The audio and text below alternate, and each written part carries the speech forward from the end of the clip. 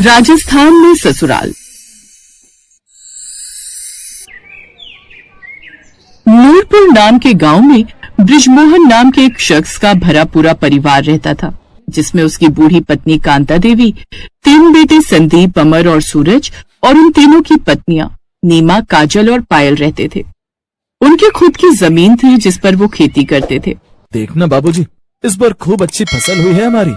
सही कहा अमर, अच्छी खासी कमाई होगी इस बार हमारी। अरे वाह, मैं जानता हूँ तुम तीनों किसान के बेटे हो और ये काम अच्छे से कर सकते हो। मेरी तरह तुम भी मेहनती हो।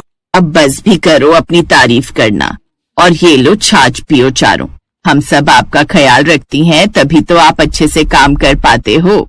ये बात तो बिल्कुल सही कही माँ ने। अब सब आ जाइए, खाना लग गया है। खेतों से आने के बाद वो सब हाथ मुंह धोकर खाना खाने बैठ जाते हैं। घर की तीनों बहुएं सबको खाना खिलाने के बाद खुद खाने को बैठती हैं। बृजमोहन के परिवार के गांव में भी सभी मिसाल देते थे। उनकी तीनों बहुएं बड़ी ही समझदार और मिलजुल कर रहने वाली थी, तो वहीं उसके तीनों बेटे बड़े होशियार थे। अपने खेतों की फसल से वो काफी खुश थे, लेकिन एक रोज तेज आंधी और बारिश हुई, जिस कारण उनकी सारी फसल उजड़ गई। बर्बाद हो गए बाबूजी, हमारी सारी मेहनत खराब हो गई। तो घबरा मत अमर, यूं हार मानने से कुछ नहीं होगा। हम जमींदार से कुछ पैसे उधार ले लेते हैं और फिर से नई फसल तैयार करते हैं। अब वो गांव के जमींदार के पास जाते हैं और उनसे कुछ पैसे उधार ले आते हैं। उनके बदले में जमींदार उनसे कुछ पेपर पर अंगूठा लगवाता है, लेकिन इस बात से अनजान वो अनपढ़ तीनों भाई और बृजमोहन उन पेपर पर अंगूठा लगा देते हैं। जमींदार से मिले पैसों से वो फसल का सामान खरीदते हैं, साथ ही थोड़ा राशन पानी भी ले आते हैं। अब वो वापस से जाकर जमीन पर खेती करने लगते हैं, लेकिन फसल बोने के कुछ दिन बाद ही जमींदार उनके यहाँ आता है। चलो चलो जल्दी से घर खाली करो। ये सब क्या है साहब? अब तुम्हारी सारी जमीन और ये खेत सब मेरे हो चुके हैं। अब तुम ये घर और खेत खाली कर दो।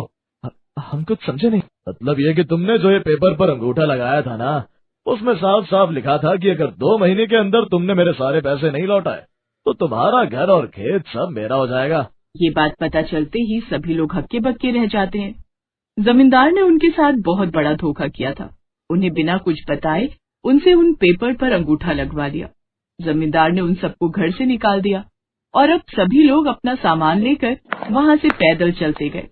चलते चलते वो लोग काफी दूर आ गए। ये हम कहाँ आ गए? बेटा, यहाँ से कुछ दूरी पर तो रेगिस्तान पड़ जाता है, वहाँ हम क्या करेंगे? बाबूजी, हमारी तरह और भी तो लोग वहाँ रहते होंगे, उनकी तरह हम भी गुजारा कर लेंगे।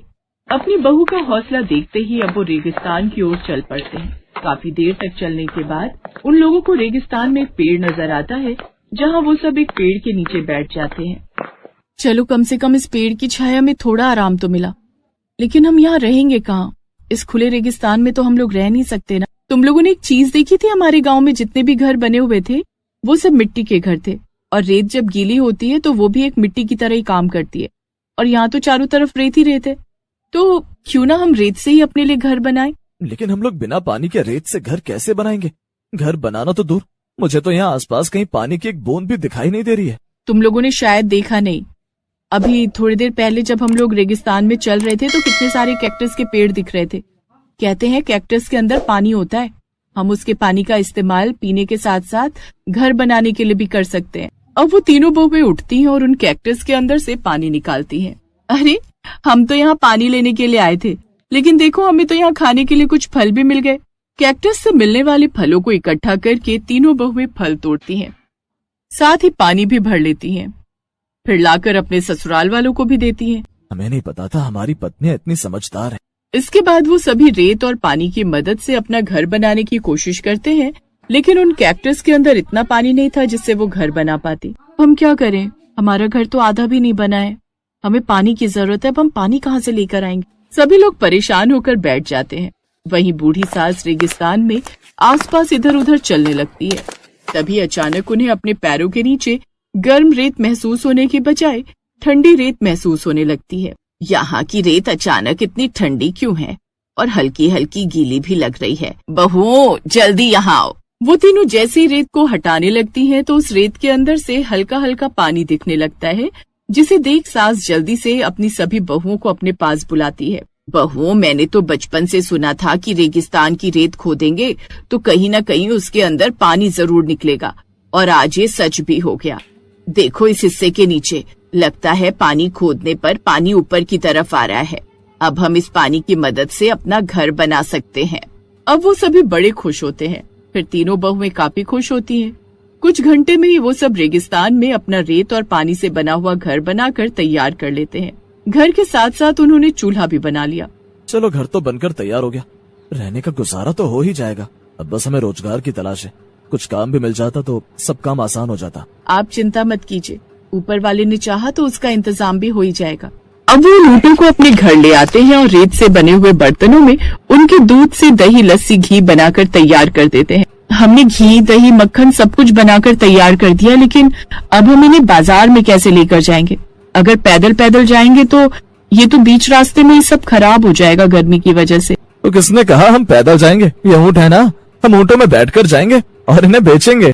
अब तीनों भाई और उनकी पत्नियां ऊँट की सवारी करते हुए बाजार पहुंच जाते हैं और बाजार में जाकर ऊँट के दूध से बना हुआ घी, मक्खन, दही बेचते हैं कि तभी उन्हें बाजार में कुछ लोग मिट्टी से हाथी, घोड़े और बच्चों के खेल खिलौने बेचते हुए दिखाई देते हैं। अरे देखो कितने सुंदर सुंदर मिट्टी के बर्तन, खेल खिलौने। अगर हम भी चाहें तो ये सब बना सकते हैं। वैसे मिट्टी से खेल खिलौने और बर्तन बनाना इतना मुश्किल भी नहीं है। अब वो सभी दही, मक्खन और घी बेचकर वापस ऊँट की सवारी करते हुए अपने घर आ जाते हैं। सभी बहुएं अपनी सास से मिट्टी के खेल खिलौने, बर्तन के बारे में बात करती हैं, जिसके बाद तीनों बहुएं मिलकर रेत और पानी की मदद से खेल खिलौने, मटके और बर्तन बनाती हैं और उनके सूखते ही अपने पतियों के साथ उन्हें ले जाकर बाजार में बेचती हैं। इसी काम को जारी रखते हुए वो सब अपने 2 वक्त की रोटी का जुगाड़ करते हैं। एक रोज, अरे ये क्या, खाना बनाने के लिए तो पानी खत्म हो गया है। ये तीनों भी अपने अपने कामों में लगी हुई हैं। एक काम करती हूँ, मैं ही जाकर पानी ले आती हूँ। सास मटका लेकर पानी लेने जाती है कि तभी उसके पास 2 टूरिस्ट आते हैं। क्या आप हमें बता सकती हैं कि यहाँ आसपास कोई ऊँट वाला है? वो हम इस रेगिस्तान में ऊँट की सवारी करने के लिए आए थे, लेकिन हमें तो यहाँ कोई भी ऊँट वाला दिखाई ही नहीं दे रहा। आपको ऊँट की सवारी करनी है? आइए, मैं आपको ऊँट की सवारी करवाती हूँ, मेरे पास भी ऊँट है। आप सच कह रही हैं? आप हमें ऊँट की सवारी करवाएंगी? हम स्पेशली मुंबई से रेगिस्तान ऊँट की सवारी करने के लिए आए थे। सास उन्हें अपने साथ ले आती है और घर के बाहर बंधे दोनों ऊँटों पर टूरिस्ट को बिठाते हैं और रेगिस्तान की सवारी कराती है, जिसके बदले सास को काफी अच्छे पैसे मिलते हैं। और इसी के साथ अब उनके पास पैसे कमाने का एक और रोजगार आ जाता है। रात के समय रेगिस्तान में कितने सारे टूरिस्ट ऊँट की सवारी करने के लिए आते हैं। हम उन सबको अपने ऊँट की सवारी करवाएंगे और इसके बदले पैसे कमाएंगे। ऐसे ही समय गुजरता है। वो सभी लोग इसी तरह अपना रेगिस्तान में गुजारा कर रहे होते हैं।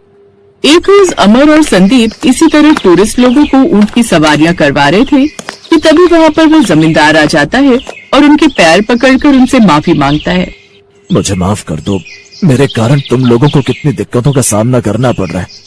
तुम्हें धोखा देने के कुछ समय बाद ही एक रोज मेरे जवान बेटा सोते सोते ही खत्म हो गया और मैं पूरी तरह अकेला हो गया। अब मैं इन पैसों